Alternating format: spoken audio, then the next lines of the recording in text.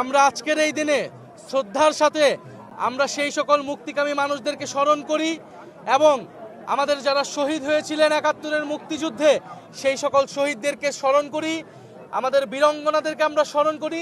তাদের আত্মত্যাগের মাধ্যমে আমরা এই স্বাধীন ভূখণ্ড পেয়েছিলাম। আমরা স্বাধীন ভূখণ্ড পেলেও গত ৫৪ বছরের ইতিহাসে আমরা দেখেছি বাংলাদেশের জনগণের সাথে বারবার প্রতারণা করা হয়েছিল। মুক্তিযুদ্ধের যেই প্রতিশ্রুতি নিয়ে এই দেশ আমরা গঠন করেছিলাম, সেই দেশের আমরা বিনির্মাণ করতে পারি নাই। এই দেশে না সাম্য প্রতিষ্ঠা হয়েছে, না মানবিক মর্যাদা, না সামাজিক সুবিচার প্রতিষ্ঠা হয়েছে, বরঞ্চ এই দেশে ফ্যাসিবাদ কায়েম করা হয়েছিল। সেই ফ্যাসিবাদের বিরুদ্ধেই ২০২৪ সালের গণ অভ্যুত্থান এবং গণবিপ্লব সংঘটিত হয়েছিল।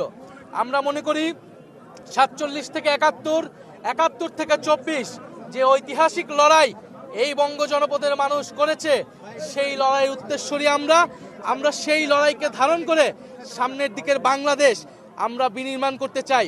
আজকে ১৬ই ডিসেম্বর বাংলাদেশের মানুষের প্রতি আমাদের বার্তা হলো, যারা পতিত শক্তি, ফ্যাসিস্ট শক্তি, তারা বাংলাদেশকে অস্থিতিশীল করার জন্য নানান অপচেষ্টা চালাচ্ছে, নির্বাচনকে বানচালের চেষ্টা চালাচ্ছে।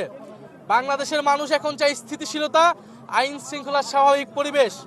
আমরা সরকারের প্রতি বারবার বলেছি, ওসমান হাদিকে যারা হত্যা করেছে, তাদেরকে যারা হত্যার চেষ্টা করেছে, গুলি চালিয়েছে, তাদেরকে এখনো গ্রেফতার করতে পারে নাই এই সরকার।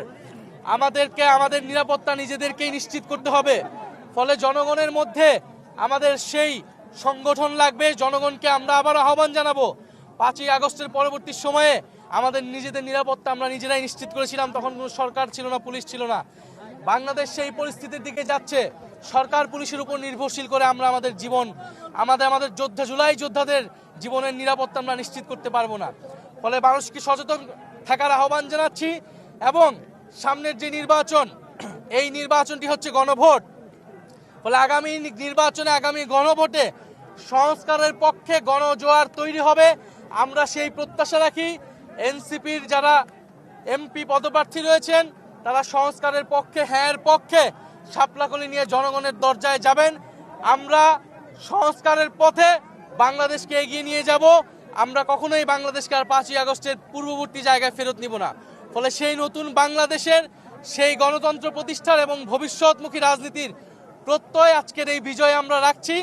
এবং বাংলাদেশের জনগণের প্রতি আমাদের এই আহ্বান থাকবে যে আমরা ঐক্যবদ্ধ আছি। ৭১-এর দালালদের বিরুদ্ধে, ২৪-এর দালালদের বিরুদ্ধে আমরা বাংলাদেশের জনগণ, বাংলাদেশের তরুণরা ঐক্যবদ্ধ আছি। সামনের বাংলাদেশ আমাদের বিজয় আসবে।